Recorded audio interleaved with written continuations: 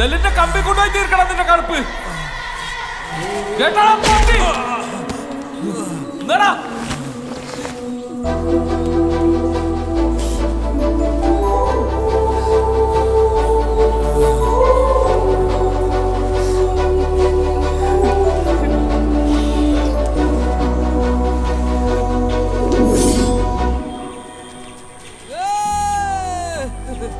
എങ്ങനെന്താ പെണ്ണ് കേട്ടാത്ത?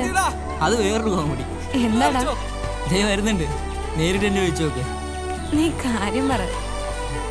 ചോദിച്ചോന്നേ, ആള് പറഞ്ഞു തരും. എന്താണ് ചേട്ടായി എന്താ പെണ്ണ് കേട്ടാത്തന്ന്?